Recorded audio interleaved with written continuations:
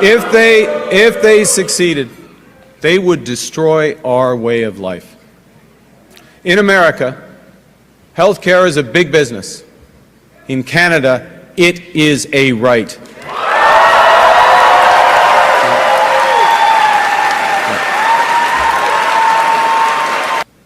America is not Canada.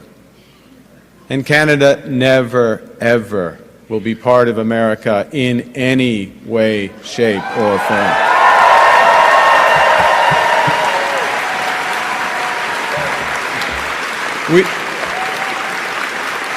Look,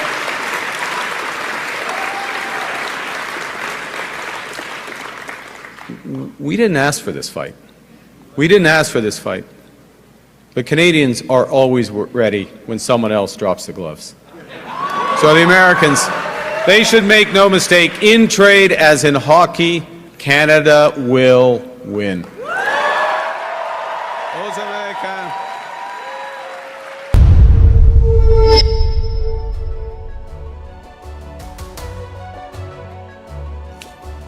Hello, Namaskar. This is First Post and you're watching Vantage with me, Palki Sharma.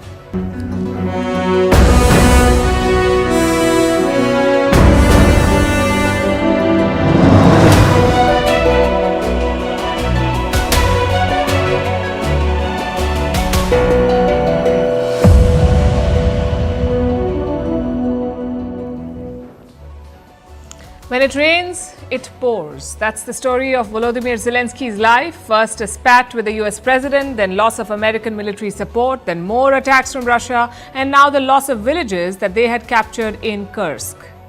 Basically, Zelensky is losing both on the battlefield and at the negotiating table.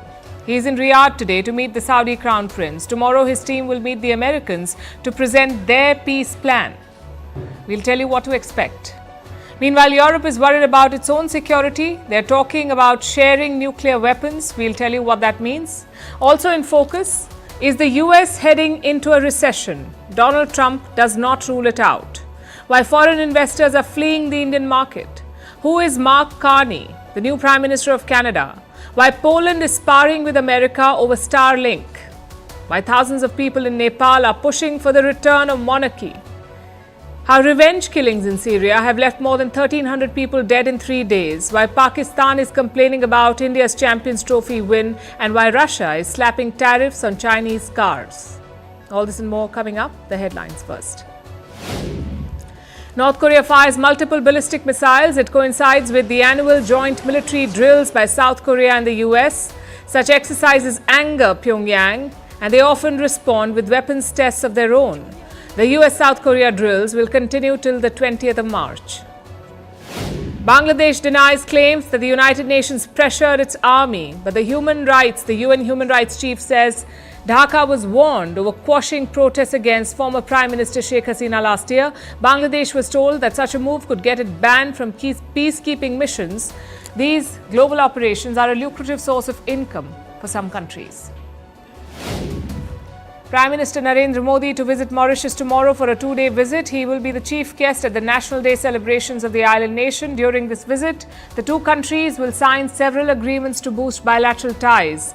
People of Indian origin comprise nearly 70% of Mauritius's population.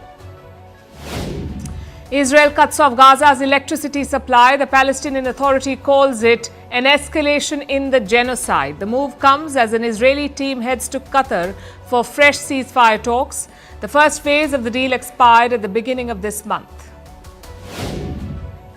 And a strike grounds thousands of flights in Germany, including all connections to and from Berlin.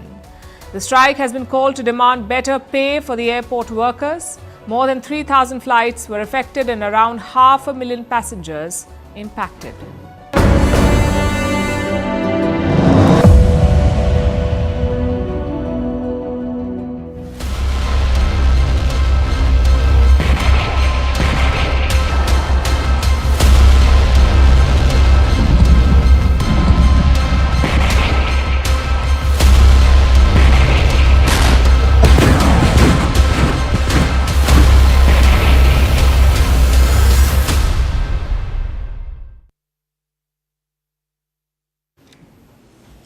It is a critical week for Ukraine and its leader Volodymyr Zelensky. A meeting is happening in Riyadh between officials from the US and Ukraine, and this meeting could decide Ukraine's fate. Meanwhile, on the battlefield, Ukrainian forces are under pressure. They're facing a barrage of attacks from Russia. Moscow is making gains. Over the weekend, it pulled off a massive attack. Take a look at this.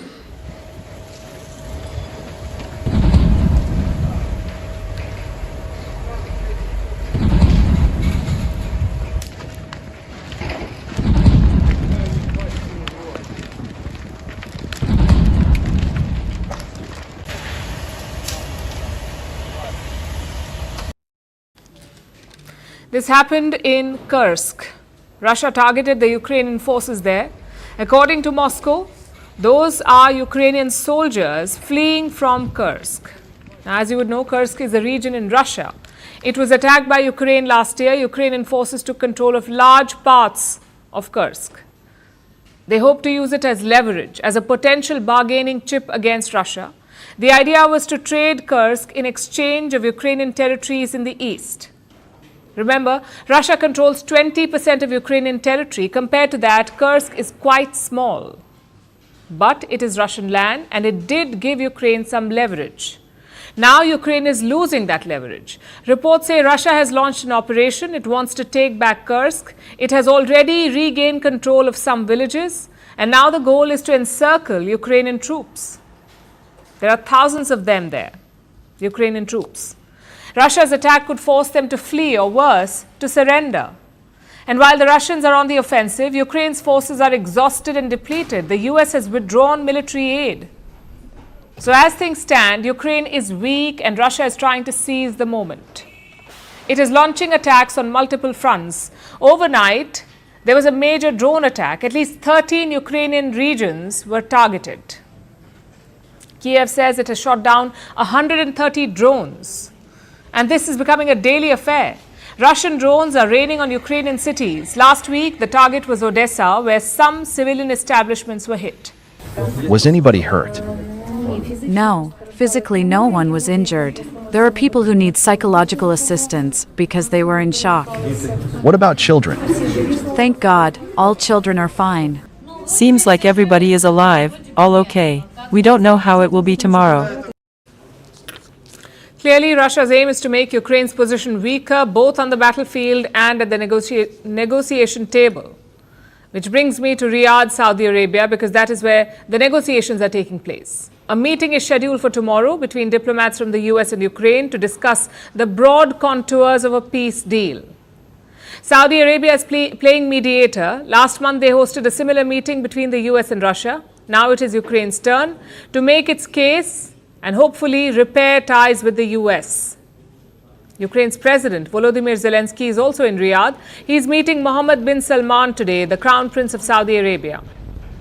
But Zelensky will not attend the meeting with the US officials tomorrow. He will leave after his conversation with MBS today. In the meeting with the Americans, Zelensky's chief of staff will represent him. On the other side will be Marco Rubio, the US Secretary of State, or their foreign minister. And what will they discuss? Ukraine is expected to present its own version of a peace plan. Zelensky talked about it last week. He has two key demands: stop drone and missile strikes and suspend military activities in the Black Sea. In other words, he wants Putin to stop the attacks. But will the Americans listen to him? Seems unlikely. Look at what Donald Trump said over the weekend. The US president criticized Ukraine's leadership. I think they will sign the minerals deal, but I want them to want peace. Right now, how do they show that? How do they show that? Well, right now they haven't shown it to the extent that they should. I think right now they haven't, but I think they will be, and I think it's going to become evident over the next 2 or 3 days. Ukraine is not ready to make peace. That is Trump's view. And this comes after Zelensky sent him an apology. In the same letter, he expressed his intention to negotiate.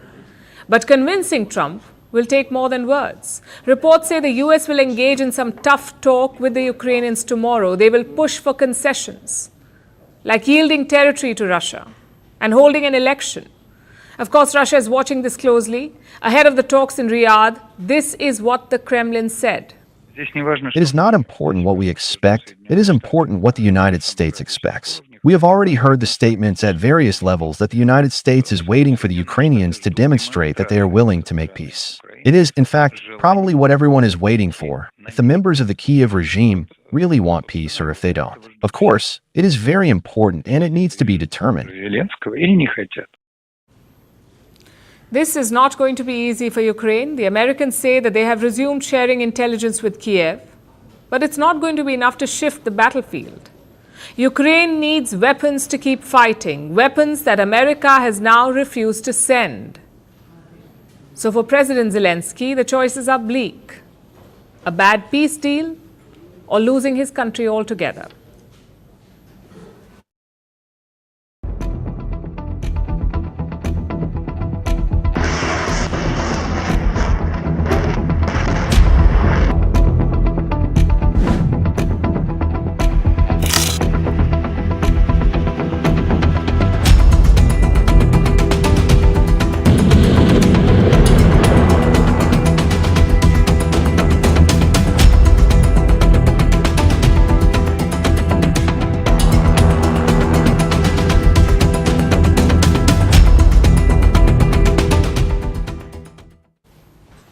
Europe is not just worried about Ukraine's fate, they're worried about their own too. Until now, they could rely on NATO, the magic word that would keep Russia in check. But now that luxury is gone. President Donald Trump of the United States has made his position clear: if you don't pay up, I will not defend you. So Europe is thinking about a backup plan, a radical proposal to share European nuclear weapons. Germany's incoming chancellor has pitched it. His name is Friedrich Merz. Listen to what he said. The sharing of nuclear weapons is an issue we need to talk about. We should talk with both France and Britain always, and in addition, from the perspective of supplementing the American nuclear shield, which we of course want to see maintained. Some background first. There are two nuclear powers in the European continent, France and Britain. France has around 290 nuclear warheads and Britain has around 225. Of course, Britain is not part of the European Union anymore, so the bloc has just one nuclear power left, and that power is France. Nonetheless, Germany is asking both France and the UK. And France appears open to the idea. In fact, President Emmanuel Macron floated this idea last week. Our nuclear dissuasion protects us. It is complete, sovereign, fully French. I decided to open the strategic debate on the protection through our dissuasion of our allies in the European continent. Whatever happens, the decision has always been and will remain in the hands of the French president. We haven't heard from the UK yet, but this idea does raise a lot of questions, like what is the existing nuclear umbrella over Europe? Can Britain and France replace it? And what would be the implications?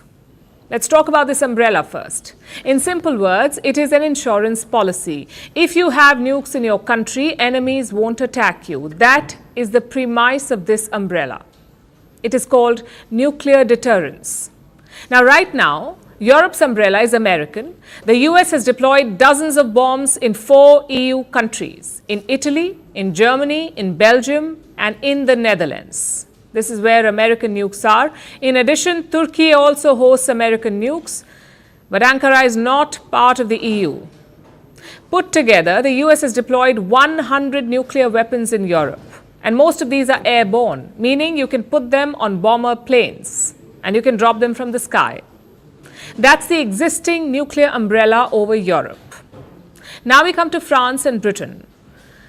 There are key differences in their arsenal. The French nukes are completely sovereign. No foreign help, no foreign technology. The French made their weapons themselves. But the British arsenal, it was made with American help. Even today, the UK uses American inputs to maintain its nukes. In fact, that help is now in doubt. A lot of diplomats worry that Trump will end this nuclear cooperation between the US and the UK, which means London will have to find alternatives. That's the first difference. The other difference is the capability. France can fire nukes from the sea and the sky, but the UK's nukes are all deployed in submarines. They can only fire from the sea. So can the UK and France extend their nuclear protection to Europe? And if they do, would it work? Well, in theory, yes, they can. France could deploy bomber jets in EU countries, say Germany or Poland, but the trigger would remain with French President Macron. That's how nuclear sharing works. Britain could also move its nuclear-armed submarines to European ports, maybe in the Nordic or the Baltics. But again, the trigger would remain with the British Prime Minister. Sounds like a good plan, doesn't it? Well, there are problems. First of all, domestic politics, that is a big problem. President Macron may like the idea of sharing his nukes with other Europeans, but the French opposition does not. They say it undermines France's nuclear deterrence. And Macron will leave office by 2027. What happens after that? Will a new president remove the nuclear shield? That lack of clarity is an issue. The second issue is capability. Let's assume that France and the UK agree to share nukes. That's around 515 nuclear bombs in total. France and the UK, 515 bombs. Guess how many Russia has? More than 5,500 nuclear warheads. There is no comparison. Finally, the third problem. Will a nuclear umbrella work in practice? A lot of experts do not think so. Would a French president risk Paris to defend Warsaw? Would a British Prime Minister risk London to defend Vilnius? They may say yes in public, but it's a very tall ask, which is why the US umbrella is so important for Europe, because it is not just about the nukes, it is about who owns the nukes. The US is a far superior military to Russia, and that's an added layer of deterrence. I'm afraid France or Britain cannot offer that. Even Germany's incoming chancellor knows that. He may want Britain and France to share their nukes, but he says it will not replace America's umbrella. So it's not a replacement right now. It is more of an added protection. As things stand, Trump is not taking out US nukes from Europe. He may scale back military support, but he has not talked about the nuclear weapons, not yet.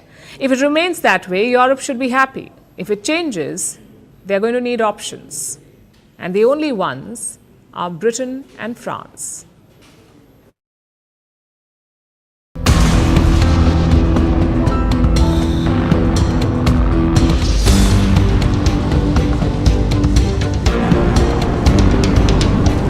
But are you expecting a recession this year? I hate to predict things like that. Trump are hurting the economy.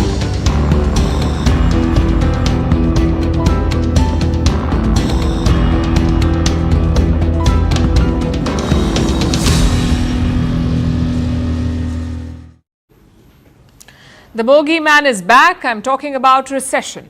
We spent most of 2023 worrying about it. Thankfully, most countries escaped unscathed. But those fears are back again. This time, the warning is for the US economy. Major banks have been studying the US markets and their models are blinking red. Look at JP Morgan. In November last year, they said recession risk was 17%, 17. It is now almost 31%. Goldman Sachs has a similar assessment. Their model showed 14% recession risk in January, 14%. It is now up to 23%. How is the US president reacting to this? We know Donald Trump loves to flaunt his economic credentials. He recently declared a golden age for America. But on recession, he seems iffy. Trump was asked about it last week and he refused to rule out a recession in the US. But are you expecting a recession this year? I hate to predict things like that. There is a period of transition because what we're doing is very big. We're bringing wealth back to America. That's a big thing. And there are always periods of, it takes a little time. That's off-brand for Trump. You expect him to say things like, absolutely no chance of a recession. Instead, he said, it's a period of transition. His Commerce Secretary was more confident, though. He said that there would not be a recession in the US. Then why are banks warning about it? Why is the economic mood dull? mainly because of three factors. Number one, the US markets are bleeding. The Nasdaq is more than 7% down in the last month. 7% down. Dow Jones is 3.7% down, and the S&P 500 almost 5% down. When markets fall like this, it's usually a bad sign. That's the first factor. Factor number two, American consumers seem to be wary. You see, consumers are the backbone of America's economy, or most economies, in fact. Their spending makes up 2/3 of the US GDP. In January, it fell. Consumer spending fell. US consumer spending fell 0.2% in the month of January, and this was the first fall since March 2023, also the biggest monthly decrease in almost 4 years. So consumers are not feeling confident. They're not spending money. Finally, factor number three, Trump's erratic policies. He has doubled the tariffs on China, but he has paused the tariffs on Mexico and Canada. There seems to be no consistency whatsoever. He's threatening, imposing, and delaying on repeat. And this is bad news for any economy. You need clarity and continuity for it to grow. But Donald Trump does not see it that way. He does not see tariffs as a destabilizing tool. He sees them as the path to American prosperity. Listen to this. Are you worried about a recession? Maria Bartiromo asked you and you kind of hesitated. I'll tell you what, of course you hesitate. Who knows? All I know is this, we're going to take in hundreds of billions of dollars in tariffs, and we're going to become so rich, you're not going to know where to spend all that money. I'm telling you, you just watch.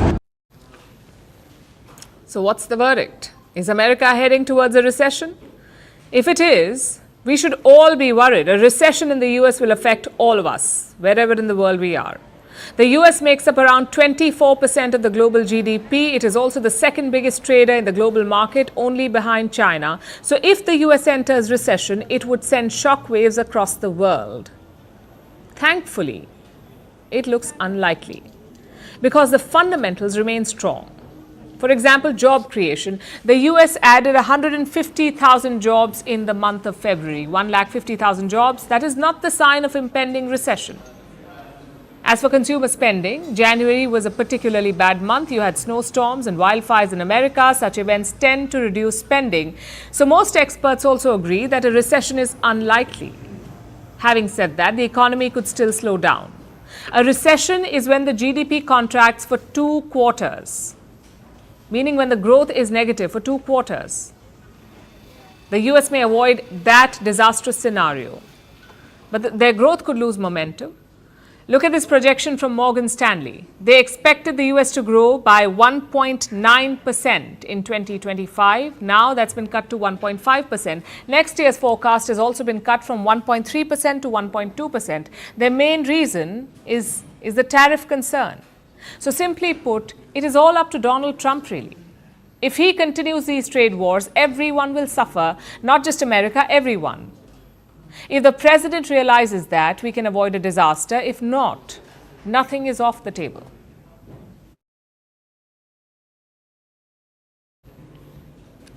Trump's tariffs are shaking up markets everywhere, including here in India. Foreign investors are pulling out billions of dollars, and the month of March was particularly rough. Foreign investors withdrew over 24,000 crore rupees. That's more than $2 billion in this month so far. 2025 has been a year of sell-offs. So far, overseas investors have pulled some $15 billion from Indian stocks this year.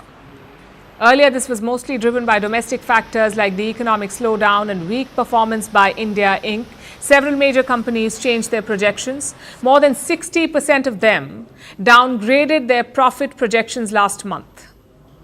And these are companies listed on the Nifty 50 index. This is an index of India's top 50 companies. So basically 60% of India's top 50 companies revised projections and said that they will make less money. That's a problem. Add to this Donald Trump's tariff plans. They lit a spark. They accelerated the sell-off. Remember, Trump has relentlessly attacked India on the issue of tariffs. Consider what he said last Friday. India charges us massive tariffs, massive. You can't even sell anything into India. It's almost restrictive. It is restrictive. You know, we do very little business inside. They've agreed, by the way, they want to cut their tariffs way down now because somebody's finally exposing them for what they've done. His tone is far from friendly, and it's hurting not just Indians. This market shake-up is also bleeding American investors in India. The US is the largest source of FPIs in India. What are FPIs? Foreign portfolio investments. These are your big-ticket investors. They often pool money from clients and make market bets on behalf of their clients. Earlier, American FPIs used to like the Indian market. About half of all FPI investment in India comes from the United States. But with stocks falling, these investors are also seeing heavy losses. Their portfolios have shrunk by as much as 20%, all because of the recent market decline. And that's not all.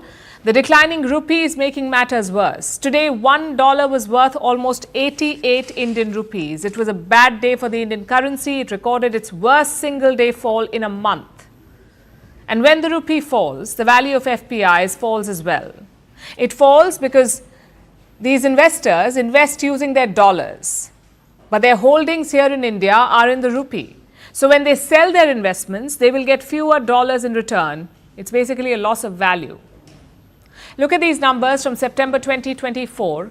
US-based FPIs own shares worth almost $400 billion in Indian companies. $400 billion in September 2024.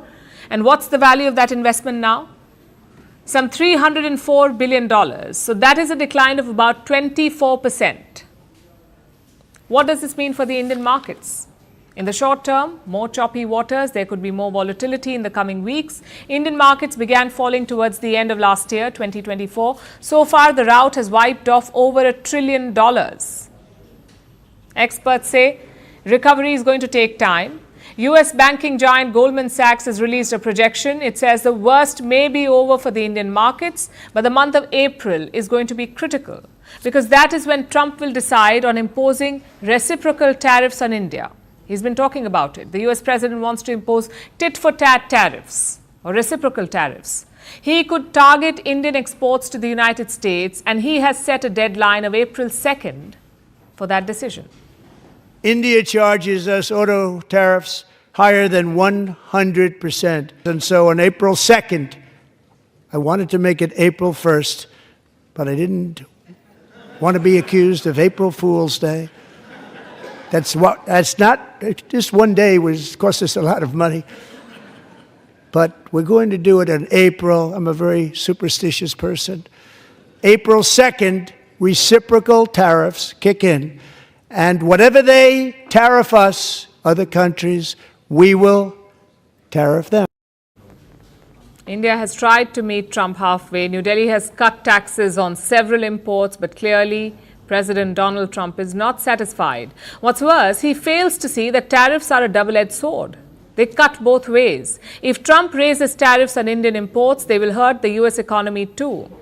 Not to mention the US investors who have stakes in India. Vantage continues after a short break.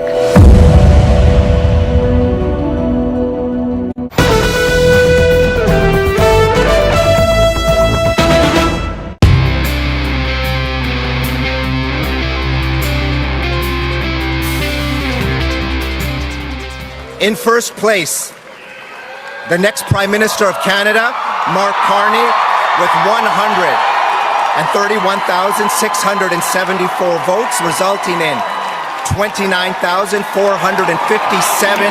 allocated points, representing 85.9% of the vote.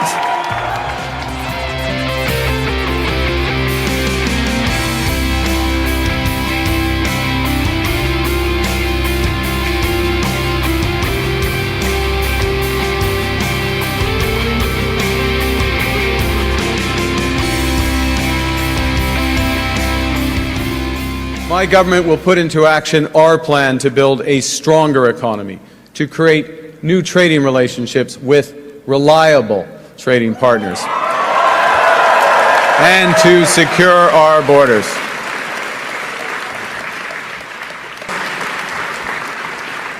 There's someone who's trying to do the opposite. There's someone who's trying to weaken our economy. Yeah. Donald Trump. Donald Trump. And Donald Trump, as we know, has put, as the Prime Minister just said, unjustified tariffs on what we build, on what we sell, on how we make a living. He's attacking Canadian families, workers, and businesses, and we cannot let him succeed. And we won't. We won't.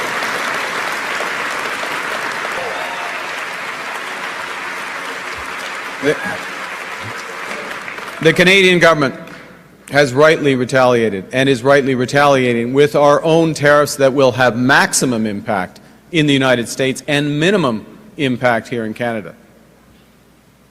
And my government will keep our tariffs on until the Americans show us respect.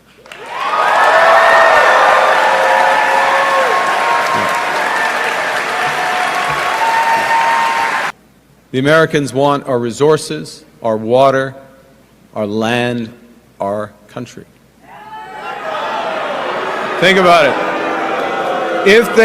If they succeeded, they would destroy our way of life.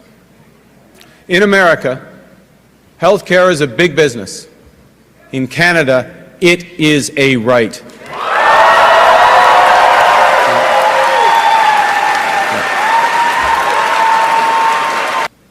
America is not Canada. And Canada never, ever will be part of America in any way, shape, or form.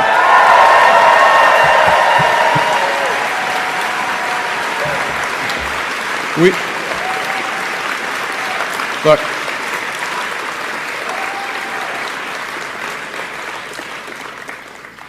we didn't ask for this fight. We didn't ask for this fight. But Canadians are always ready when someone else drops the gloves. So the Americans, they should make no mistake, in trade as in hockey, Canada will win.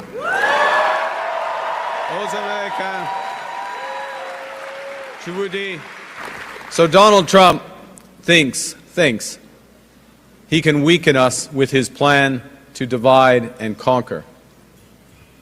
Pierre Poilievre's plan will leave us divided and ready to be conquered. Because a person who worships at the altar of Donald Trump will kneel before him, not stand.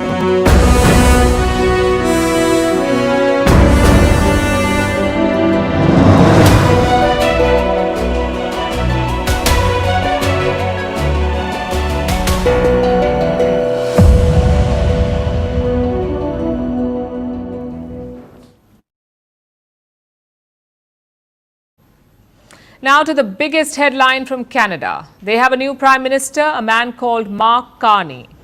He will replace Justin Trudeau. Remember, Trudeau resigned in January. In fact, he was forced to resign after 9 years in power. His party is the Liberal Party. They started scouting for a new leader. There were many names in the ring, but in the end, they chose Mark Carney. He won nearly 86% of the ballots cast. Now, Carney is no stranger to leadership. He was once the governor for Bank of Canada. He led the Bank of England too. He was a special UN envoy. So his resume is stacked. But here's the twist. He has never held a political position. I know that these are dark days. Dark days brought on by a country we can no longer trust. We are getting over the shock, but let us never forget the lessons. We have to look after ourselves, and we have to look out for each other. We need to pull together. So who is Mark Carney? Why did the Liberals pick him? And is he the right leader for Canada, especially with the trade war brewing with the United States? We'll try to answer all of this. Mark Carney was born in Fort Smith. It's a small Canadian town near the Arctic. Both his parents were teachers. Carney first studied at Harvard, then he went on to Oxford, and from there he ended up at Goldman Sachs, working as an investment banker. That's his initial career. But Carney wanted to do more, so he joined the Canadian Civil Services. In 2007, he was appointed as the governor of the Bank of Canada. He helmed the bank through the global financial crisis in 2008. His decisive actions earned him a lot of praise. Soon he was poached by another bank, the Bank of England. He was the first non-Briton to lead the bank in its 300-year history. Here, Carney's skills were tested by another event, Brexit. Carney was initially against the UK leaving the European Union. He warned of adverse effects on the economy. Because there are effects that can happen in the real economy, and there are effects that can happen in the financial system. And if we don't deliver on financial stability, then the financial system will absolutely amplify and make worse the effects in the real economy. His stance was not very popular, but the verdict on his handling of Brexit was near unanimous. Carney is said to have done a great job navigating the Brexit storm. He minimized the effects of the breakup. So there are no doubts about his economic credentials. He's clearly very good at his job. To be absolutely clear. But he's untested in his new job. He has no political experience. He has never run for office. He is not a member of parliament. In fact, he will be the first Canadian Prime Minister with no political experience whatsoever. So why did the Liberals choose him? Reason number one is the contrast that he presents. For nearly a decade, the Liberals were led by Justin Trudeau. He came from a political family. He was said to be charming. He got people to listen to him. But charisma can only get you so far. Trudeau's reign took the Liberals to an all-time low. His approval ratings plunged and his party struggled. Mike Carney is the complete opposite. He's what many people call a boring guy. He definitely does not have Trudeau's so-called charm.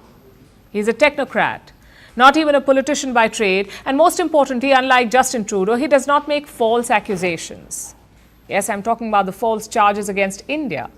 Mark Carney says he wants to build ties with India, and the Liberals believe that this calm demeanor can be his asset, especially in the current political climate, which is reason number two. Donald Trump is escalating a trade war with Canada, like with many other countries. In February, he announced a 25% tariff on Canadian goods. Then he delayed it for a month. Then in March, he reimposed the tariffs, and then he paused them again. But the pause was only for some goods, and Trump is not done yet. He is not backing down. He is threatening tariffs again next month. All of this has left Canadians in shock. Their disbelief has given way to anger. They're booing the US national anthem.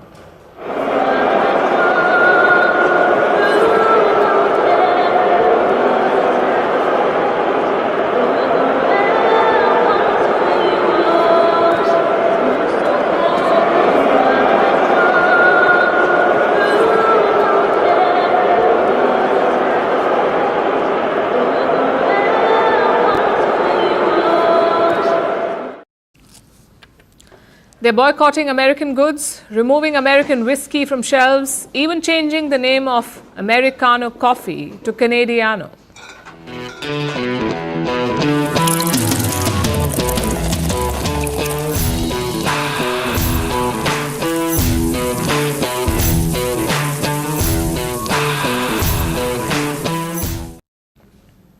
Well, this is the climate in which Mark Carney has to lead, and he believes that he's up for it. He once even compared Donald Trump to Voldemort, the one from Harry Potter, he who must not be named. America is not Canada. And Canada never, ever will be part of America in any way, shape, or form.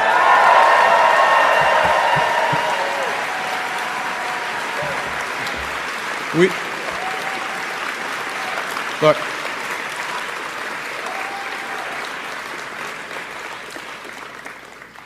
we didn't ask for this fight. We didn't ask for this fight. But Canadians are always ready when someone else drops the gloves. So the Americans, they should make no mistake, in trade as in hockey, Canada will win. Carney wants to win the trade war against the US. How? By diversifying Canada's trade ties, especially with like-minded nations like India. He wants to rebuild the trading relationship with India, and that's a good signal. But the question is, how long will he lead Canada? The country is set to go to polls in October this year. Carney will be leading the Liberals. Standing against him will be Pierre Poilievre, the leader of the Conservative Party. Until now, the Conservatives had tapped into anger against the Liberals, especially over rising inflation and housing prices. But Donald Trump's trade war has changed that equation.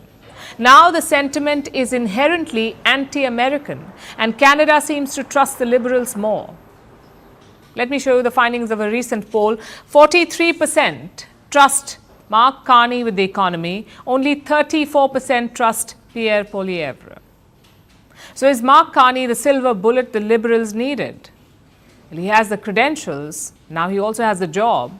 But remember, politics is not banking. Winning trust in the boardroom is one thing. Winning over voters is quite another. With a trade war brewing and an election looming, he will have no time to settle into the job. His leadership will be tested in the weeks and months ahead.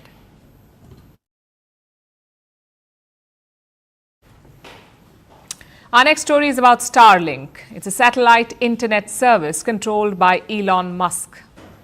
Starlink has been instrumental in the Ukraine war. It was a lifeline for Ukrainian troops on the front lines. It allowed them to communicate in a war zone. But yesterday, Elon Musk sent alarm bells ringing.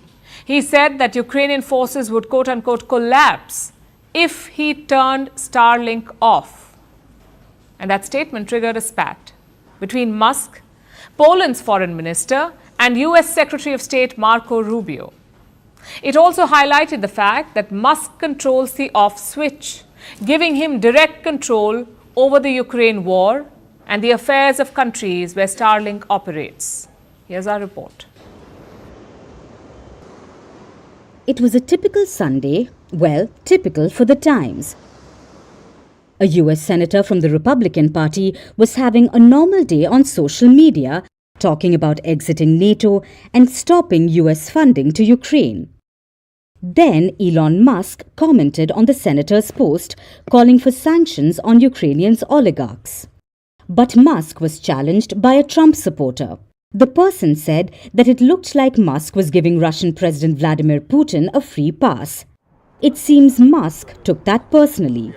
The world's richest man went to great pains to explain how this wasn't true. Musk started by saying that he had once challenged Putin to one-on-one physical combat.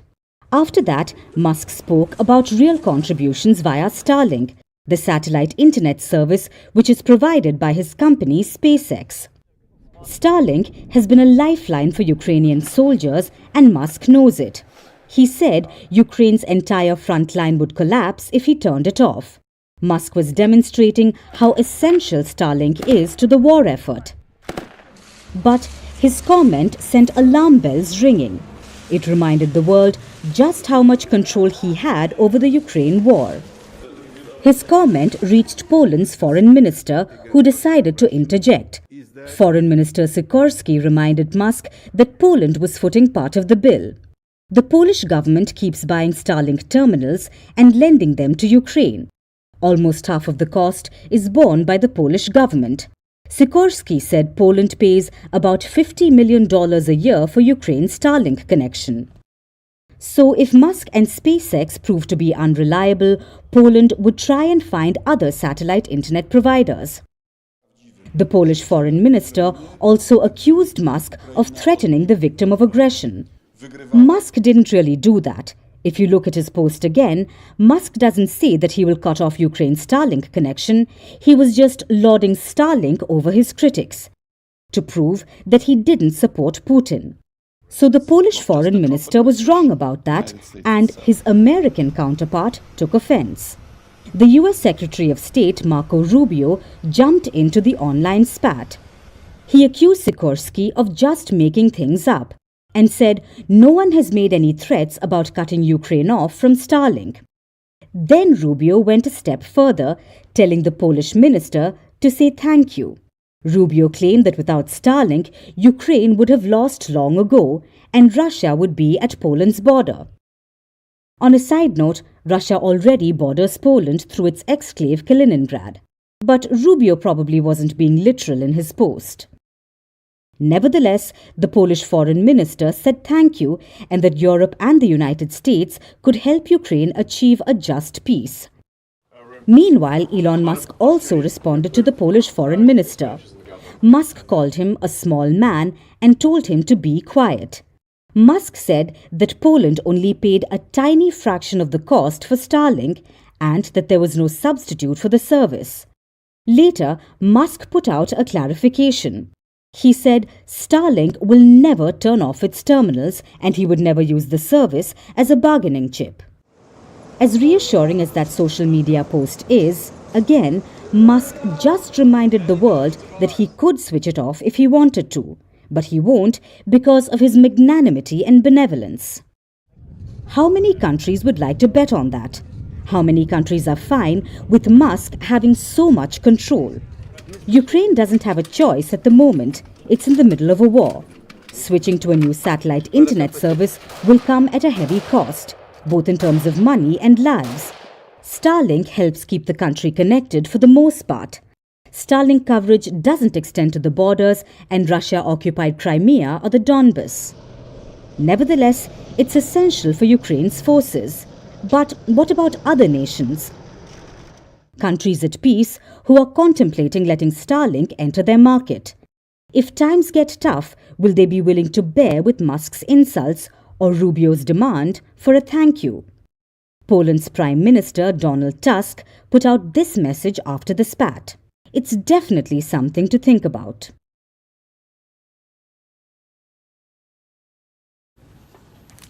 Nepal is said to be the land of shifting loyalties. It has spent decades oscillating between feudal rule, autocracy and an uneasy democracy. The monarchy was once the heart of the nation, but it crumbled in the wake of a massacre. 2 decades later, tens of thousands of people in Nepal want it back. They want the king restored. And the question is why? Why is Nepal romanticizing a flawed past? Since last year, the Himalayan nation has witnessed a wave of rallies. They were spread across the country, but united in their demand: restore the monarchy. At first, they seemed like scattered gatherings, but this Sunday, things spiraled out of control. Nepal's former king landed in the capital Kathmandu. His name is Gyanendra Shah. He was on a tour of Western Nepal. On Sunday, he flew back to the capital, and there he was received by almost 10,000 supporters.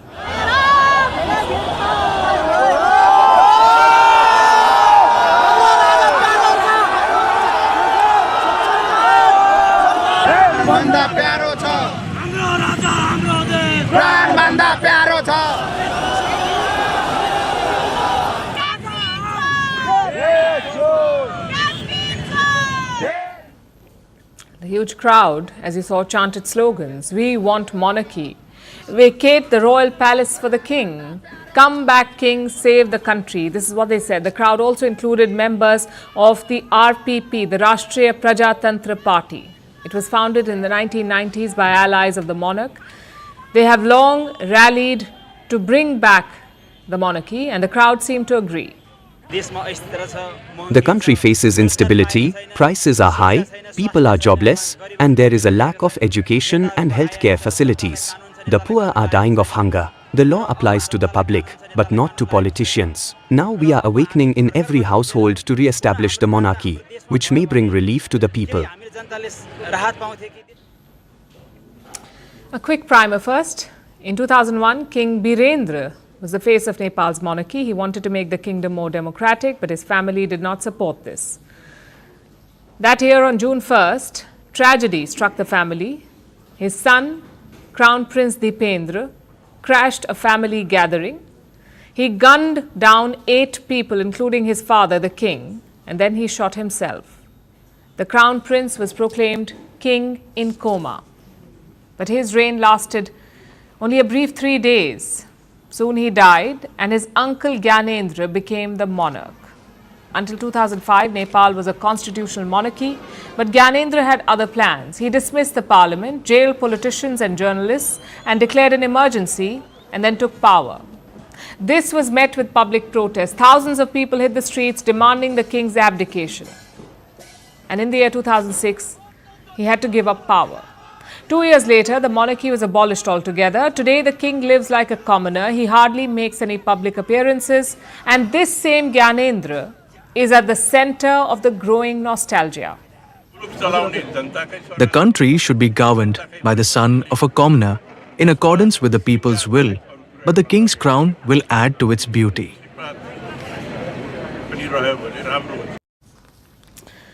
So why do the people want him back? Nepal became a democratic republic in 2008. Since then, they've had 14 governments. I'll repeat that, 14 governments in 17 years. It's like a revolving door of coalition politics. Prime ministers come and go, alliances are made and broken. Each regime is more incapable than the last, it seems, and this has left Nepal in a flux. Inflation is soaring, corruption runs rampant. The unemployment rate is 12.6%. It is even higher among the youth. In the age group of 15 to 29, unemployment in Nepal is at 20%. Last year, an average of 65,000 Nepalese youth left the country every month. 65,000 every single month. They went abroad to look for jobs, and that's a very high number for a country of 30 million. So the public is clearly disillusioned. Unfortunately, they think the monarchy is the solution to their problems. The political elite has dismissed the demand. They say there's no returning to the monarchy. Prime Minister Oli, in fact, has sent a message to King Gyanendra. He said, if you want to lead, contest an election. Now, it's easy to see why the people of Nepal are disillusioned, why they want to do away with democracy and return to the only alternative they seem to know, the monarchy. Because as things stand in their country, democracy feels like a failed experiment. But the thing is, it is not democracy that has failed. It is the politicians of Nepal. This is their failure. They are the reason why the people of Nepal are turning to the ghost of monarchy. They believe it is the antidote to their country's malaise.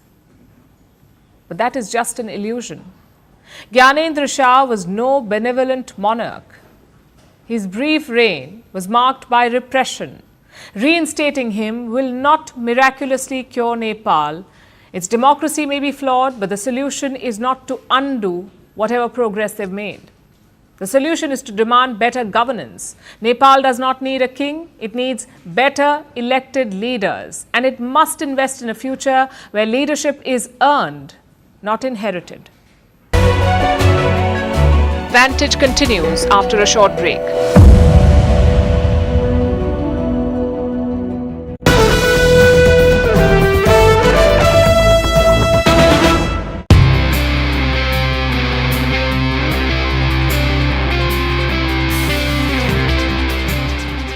In first place, the next Prime Minister of Canada, Mark Carney, with 131,674 votes, resulting in 29,457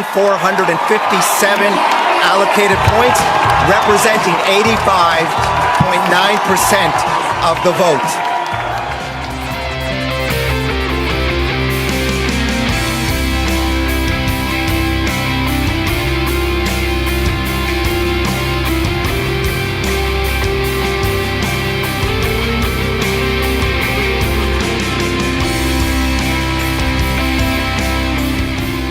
My government will put into action our plan to build a stronger economy, to create new trading relationships with reliable trading partners, and to secure our borders.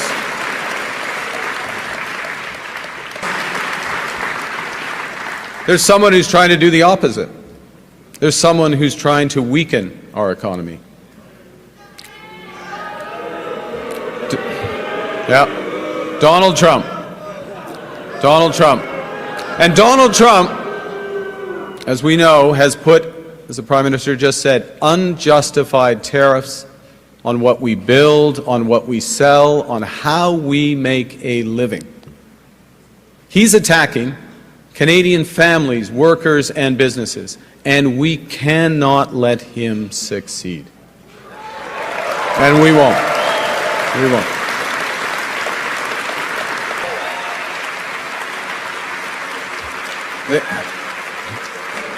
The Canadian government has rightly retaliated and is rightly retaliating with our own tariffs that will have maximum impact in the United States and minimum impact here in Canada.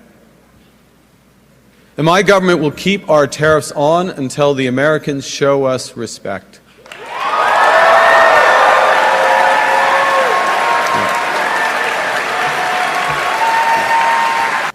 The Americans want our resources, our water, our land, our country. Think about it. If they succeeded, they would destroy our way of life. In America, healthcare is a big business. In Canada, it is a right.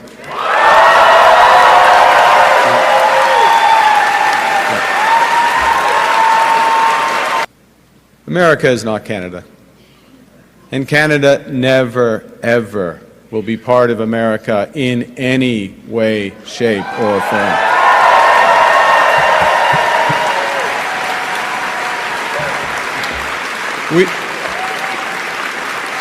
Look,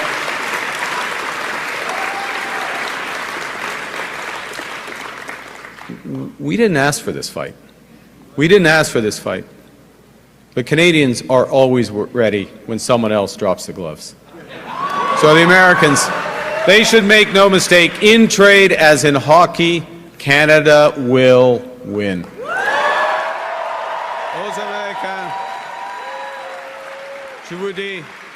So Donald Trump thinks he can weaken us with his plan to divide and conquer.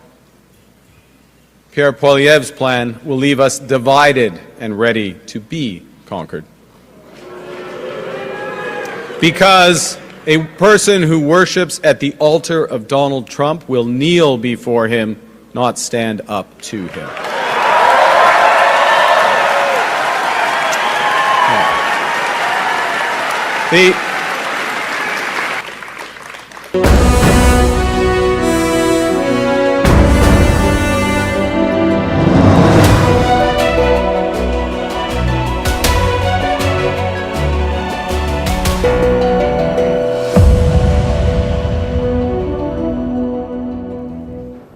The internet is just talking about one thing today, at least here in India, and that is the Champions Trophy. Everyone is praising India's performance, but spare a thought for Pakistan. What will they do with all that unused fireworks stock? On second thoughts, let's not give them ideas, especially not their army. Besides, today is all about Team India. The internet is flooded with memes celebrating the victory. The meme fest began along with India's chase. I guess it's become a coping mechanism for a lot of fans. Take a look.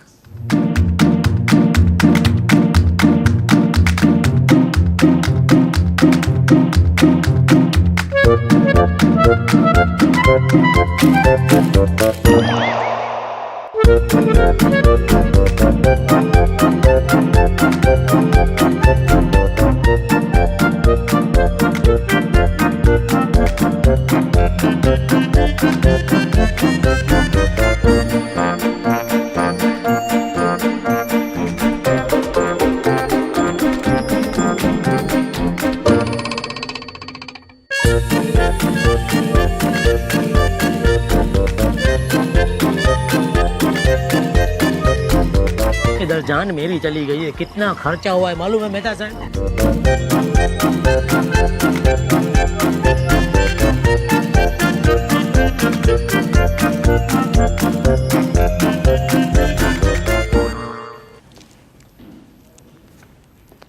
Now it's time for Vantage Shots, images that tell the story.